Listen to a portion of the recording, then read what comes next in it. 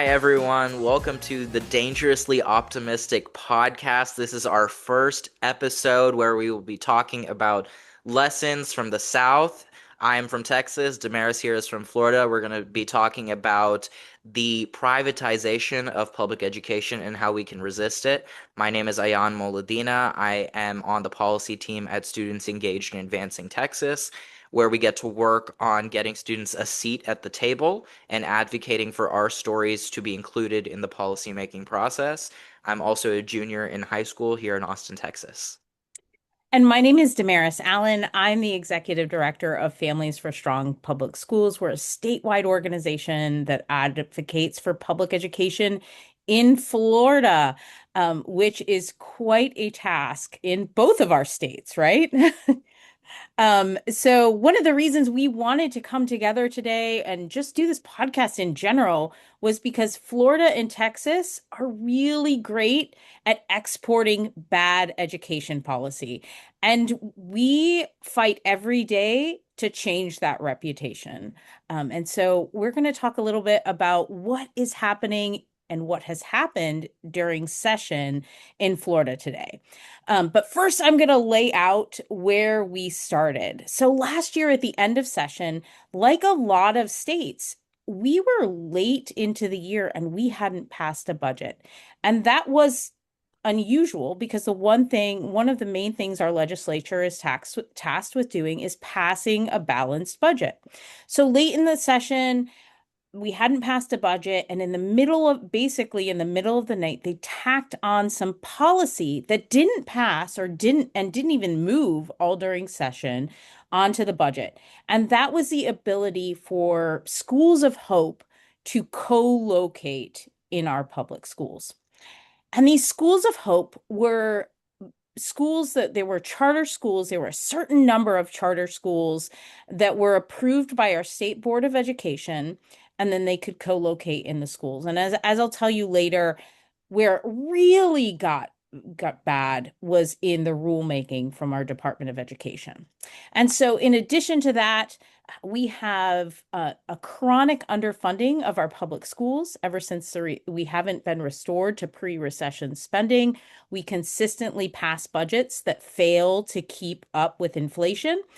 And in addition to that, we have a universal voucher program that's been in place since 2023. And basically, what that means is anyone, regardless of income, can get a voucher to homeschool their kids, to send their kids to private schools.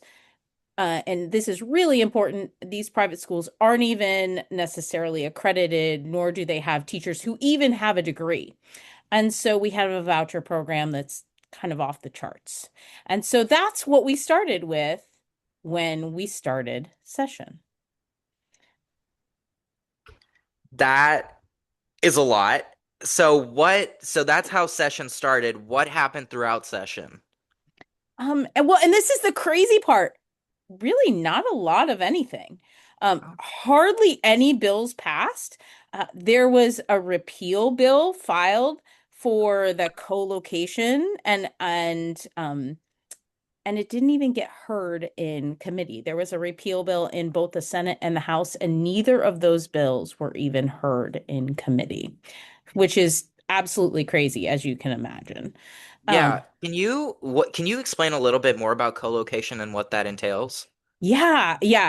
So it's this idea that we have traditional public schools and then we have charter schools, and this certain set of charter schools, and this is really important. It's not all charter schools, it's just a certain set of charter schools have the ability to move into a public school and operate in that public school as a second school. And so they can basically so it's basically two schools in one. But it's worse than that. So they're not buying part of the facility, are they? No, in fact, they're not even paying for the use of that facility or for the expenses that they incur within that facility. Um, so so it's actually costing the school district money for those schools to co-locate in that public school. And the district doesn't really get anything out of it.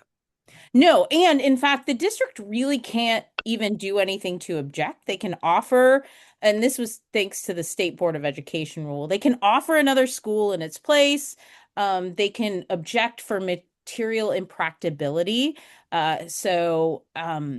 We had about 600, a little over 600 requests come into our state or come into districts for these schools to be co-located in these schools. And some of these were schools like our exceptional student education centers.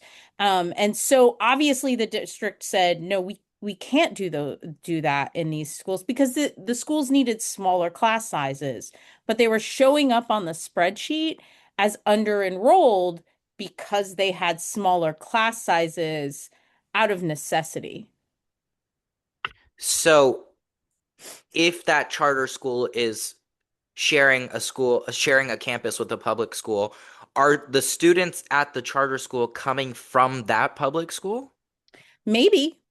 Okay. So here's the thing is if I say I'm a charter school and I want to co-locate in your public school, I send you a letter and I say, send a letter to your district and say, I would like X number of seats in your school. And so one empty student station at the time the original rule passed, one empty student station meant that your school was underutilized.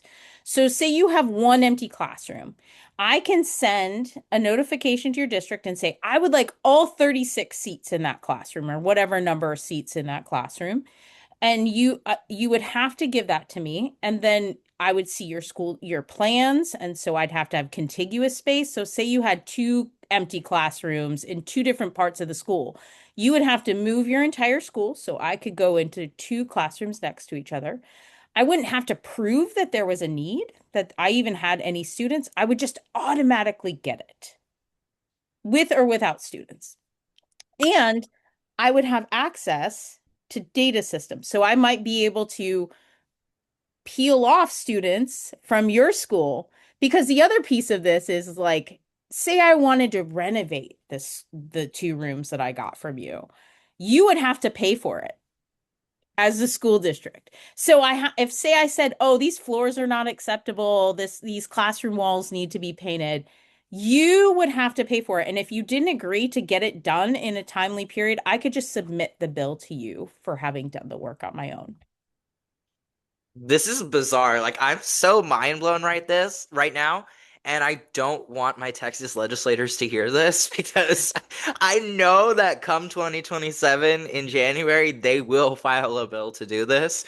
And like you said, we're both experts in exporting disasters. That's insane. So okay, so you have the co-location with charter schools, and I've been trying to learn more about charter schools because I know that they are increasingly becoming problematic. And I know there's actually a lot of people in the pro public education space that are actually very pro charter. And so I know that even on our side, there's a lot of divide on that issue. And so I've been trying to educate myself more on that of like, what are the dangers of charter schools? And I've been hearing that, I actually went to tour a charter school just a couple months ago here in Austin, and I was talking to the person who runs all of the campuses of this charter school in Austin, and he said, "Well, the thing is, we really don't even get that much money from the state, and it's actually harder for us to run this charter school than the public schools." And I knew that that was not true at all because the charter schools actually get a lot more money with no strings attached. I mean, they barely have any accommodations for students with disabilities. They don't often. I mean, their acceptance process is a little like sketchy. Like, what is going on here? Like, they claim it's a lottery, but is it really a lottery? Like, we don't know. So there's a lot of these different unknown pieces. So I've been trying to educate myself more of like how can we, because these do exist, how can we make sure that we're still funneling money into the neighborhood public schools, but at the same time we know that charter schools aren't going to go away. So how can we toe that line? And it seems like in Florida y'all are a little ahead of the game, if you will. Yeah. Yeah, and it's interesting like you could really be agnostic on charter schools and still be against this legislation for a number of reasons.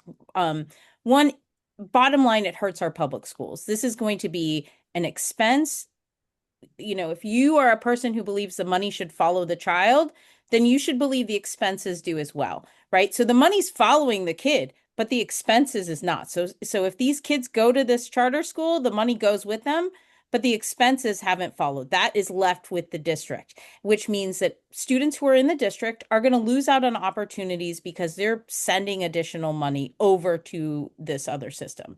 In addition to that, these are really large organizations. These aren't small charter schools that pop up in communities. So we have a couple of small charter schools that have really specialty programs that have are really community centered, and these aren't those.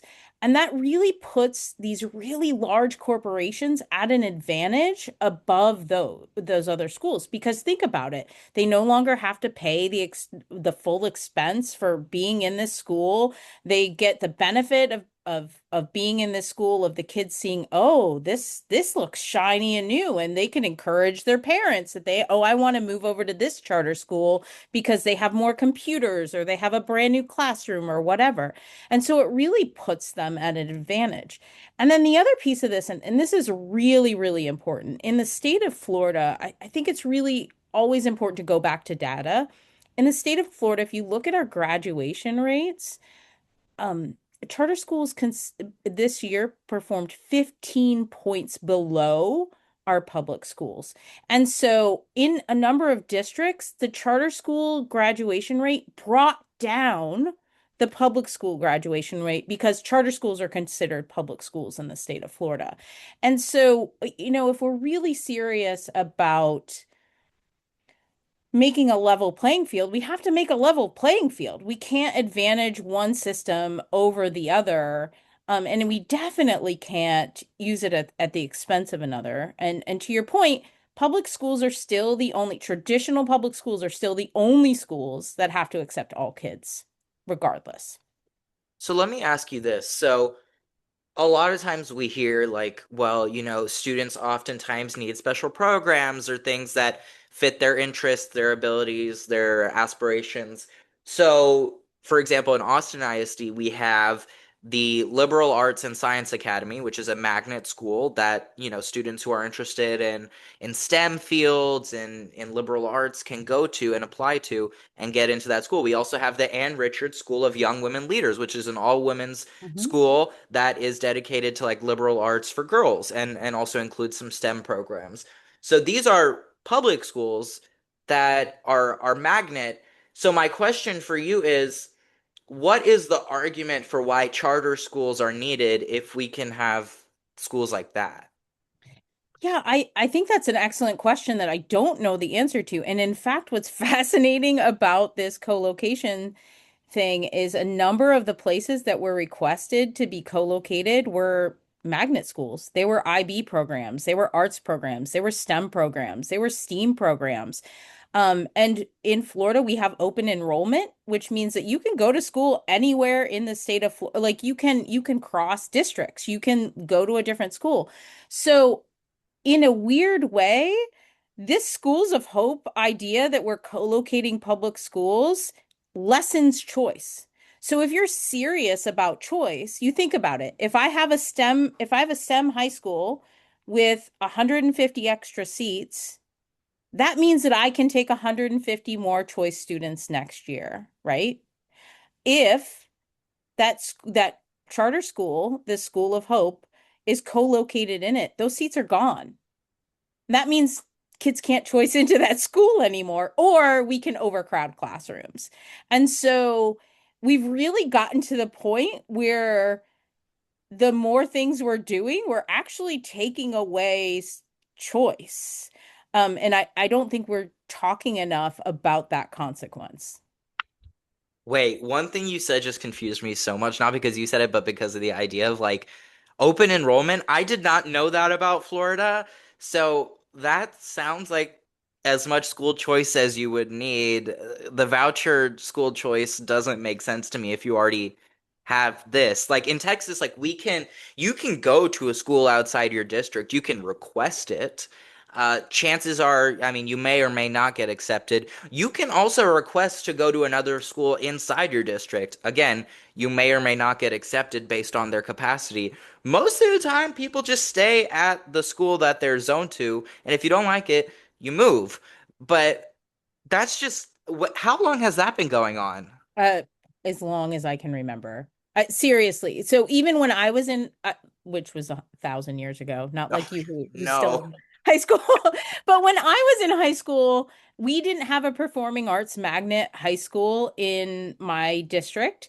And so I was accepted into one in the next district over.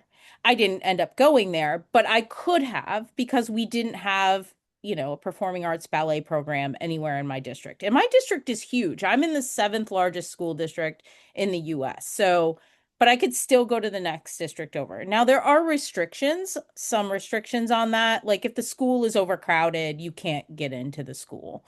Um, in fact, we have some schools that are so crowded that sometimes the kids who live in that district can't even go to that school because the school's landlocked and they can't build anymore.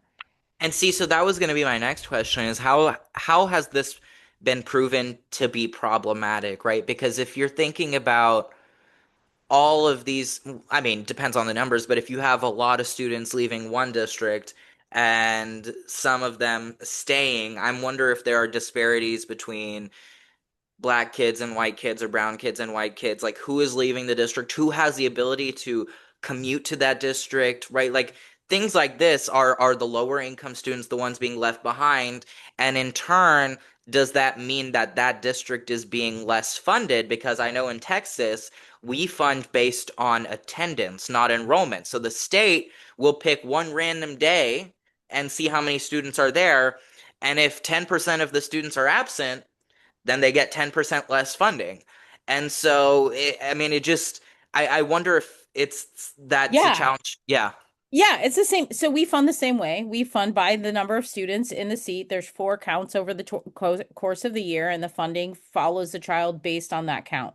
So, so yes, it does. It does impact based on students leaving and going, right? And coming back. The other thing is that when a school has less students in it, it costs more to run the school. Schools don't magically get smaller because there's 300 students or 500 students. It still costs the same to cool it. Occasionally, like 3 days a year, we need heat. You still need a principal. You still need all of the admin. You still need, people working in nutrition services. You still need buses and all those things. The other piece of this is that this idea of school choice is really it's really a myth. First of all, it's often the school that makes the decision. More often than not, it's the school that decides whether or not the student's going to come to the school. In addition to that, the parents have to have resources in general to be able and both time and money to be able to send their child to another school. School choice often doesn't come with transportation. Our charter schools and our private schools don't come with transportation. And if they do have transportation, it comes often at a cost to the parent. They often don't have additional support services. So when we're talking about students who need access to free lunch or free breakfast, they don't have those things. So the parents have to provide that.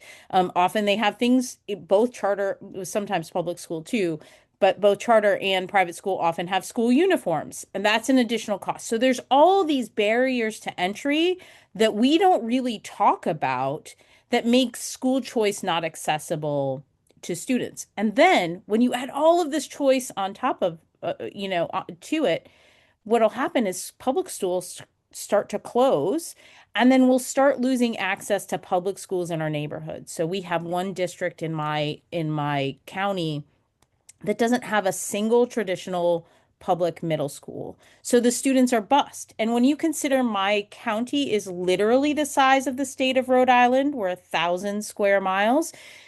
If you're busing a student out, they're on a bus sometimes for a half an hour, 45 minutes to an hour. And do those students get to participate in after school activities? Do those students have access to their parents coming? That's another barrier to family engagement. I want to talk a little bit more about some of the challenges you've seen with vouchers. So you've had vouchers, like you said, since 2023. And correct me if I'm wrong, but I saw some numbers and I may have seen them wrong. I saw these a couple weeks ago, but there are your state, it's about now a quarter of your state's education budget, about $1 billion dollars. Oh no, five. Five, but that is a quarter of your education budget. Yeah, yeah. So our if our voucher students were their own district, they'd be the largest district in the state. Oh, lovely. And I know there have been a lot, and I don't know how common this is. I've seen it, but you know better than I am. But like Disney World tickets, pianos, kayaks, like what is going on there? Yeah, so our PEP or our personal education program students, which are our homeschool students, they can really buy almost anything as long as they can justify an educational benefit. So we've seen grand pianos, and as you can imagine, like that's a lot of money. They also get the same amount of money as a traditional public school student, which is different than you, right? Your homeschool students get less money, right? How much do your homeschool students receive? For the voucher, Yeah, for the voucher. a little over $2,000 compared to $10,000 for public school students. Yeah. Right, because you need less things. You don't Right. have security, you don't have busing, you don't have all of these things when you're homeschooling. Our homeschool students get the exact same amount as our traditional public school students and the students going to private schools. So literally, you can buy Disney tickets, you can buy new furniture, you can, buy paddle boards. In fact, there was an attempt to narrow what parents could purchase. And the argument was made, oh, there are paddleboarding in the Olympics. So what if this kid wants to be an Olympic paddleboarder? Then And why is the state paying for that? excellent question. And there's all these insane things that like there would literally be riots outside of school board meetings if school districts were spending the money the way this money is being spent, and there's almost no accountability. And that's the part that's really scary is there is testing, but you'll see parents asking questions like, how do I get the easiest tests? How do I, like how do I find, and it's not the same testing our traditional public schools take. And then as I said with the vouchers before, if you're going to a private school, the vast majority of them are not accredited. You don't have to have a teacher certification. You don't even have to have a degree to teach in private schools. That's In crazy. fact, on our department, this is my favorite thing. I mean, not really my favorite thing, but favorite ridiculous thing is on our Department of Education's website, it says to check with your child's future employer and to check with your child's future school to see if their transcripts will be accepted. What the heck? And most students are not like you who know what they want to do with their life at, Yeah. when they're a junior in high school, let alone when they're like in preschool. Like, I mean, I always say, like, my youngest son always said he wanted to be a superhero. So what was I going to do? Call up Marvel and be like, what are your qualifications to get in? Like, That is crazy. Oh my God. yeah. What? Oh, I'm so mind blown right now. Like that is oof, disgusting, honestly. Like the fact that do you think it's like a lack of awareness? Do you think people in Florida know about what's going on? I think they're starting to know more about what's going on. I think there's an idea that we should be able to decide whatever with our own kids. And I think we're not thinking about the long-term consequences. When you talk to schools where kids are coming back in, a couple of years ago, 2 years ago, I heard a story about a student who came back in second semester of her senior year and wanted to figure out, like, had to catch up and then wanted to figure out how to apply to college. Well, when she started talking about like the application deadlines had already passed. And so, I think well-meaning parents don't realize we don't know what we don't know. And I think there's an assumption that if our tax dollars are going to something, it's quality. And I think there's falsely also this assumption that private means better. Um, and and I think that really puts parents at a disadvantage. And when you don't give parents the information, it's really hard for them to make a good decision. And it's overwhelming. I think about like even when I sign my kids up to preschool, and I come from an education background, and so like even asking like how long is your average teacher here? What training has your teacher have the teachers been through? What continuing education have your teachers been through? How long's the wait list? What's the cost? Is it, and parents uh, don't always know to ask those questions. They measure it on their child's happiness. And that doesn't always equate with a high quality education. Yeah, it sounds nice, but I mean, I'd be happy going to Disney World every day, but does that really mean that that that's good for my education and not just my education, but the education of the people around me, my peers, the kids who are going to come after me?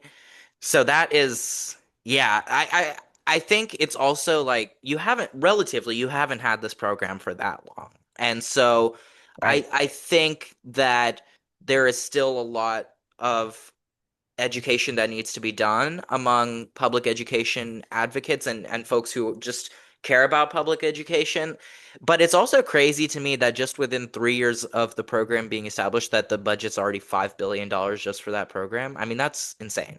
Well, that's not hard to do when the vast majority of the kids you're giving money to never step foot in a public school. Like most of these kids are not kids that ever went to public school. The first year, 69% of the kids who took a voucher were already in private school. So really Right. all you've done is give a handout to the kids who never were going to come to public school and who always could have afforded. So the idea that this is for students who wouldn't have access to this program to begin with is just it's false. That's not the reality because we've had vouchers since 1998. And so the kids have had access to this. They expanded it because it wasn't being used. It wasn't being used to the level that it is now. Well, interesting. And is it a tax credit or is it like cash directly in the hands? So we have both. We have a tax credit voucher, and then we have FTC, which is Florida Tax Credit, and FES, which is Florida Empowerment Scholarships. It's not like cash in hand just in general, so it basically gets sent to a scholarship, either one of them. It gets sent to a scholarship granting or a scholarship funding organization. We had two, now we have three in the state of Florida.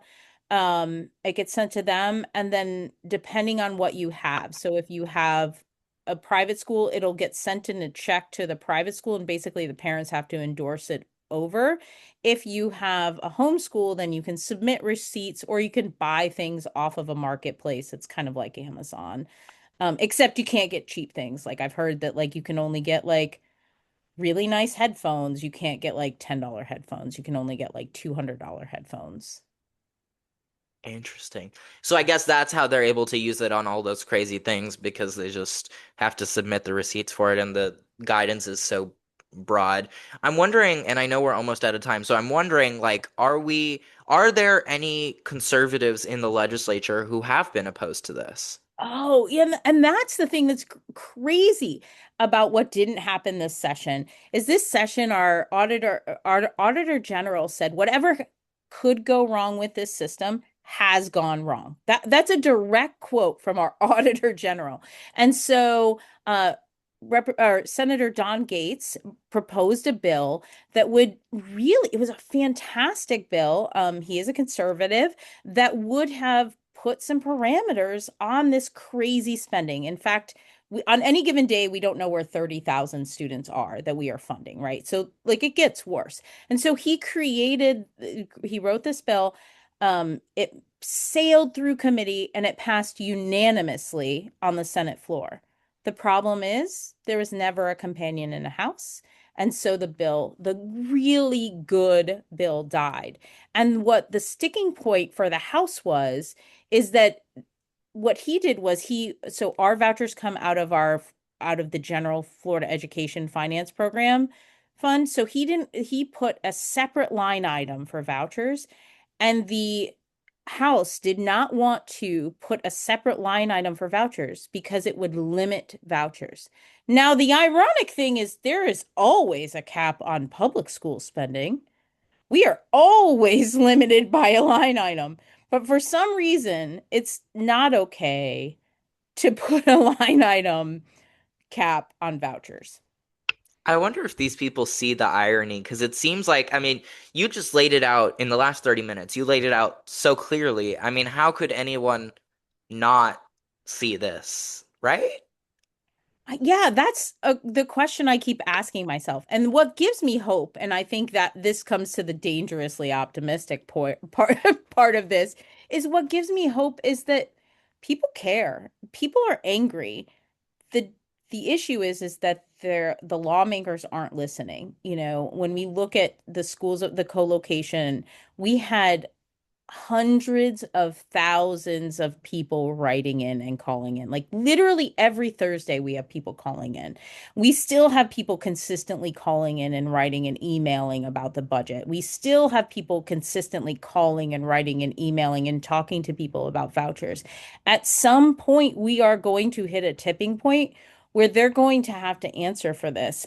And I hope that it happens before the collapse of the system, right? Like, and I think that's where we're heading is we aren't funding public schools. We're sending resources away. We're not giving kids a quality education. And so, I'm hopeful because every day there's someone new that wants to be a part of making things good.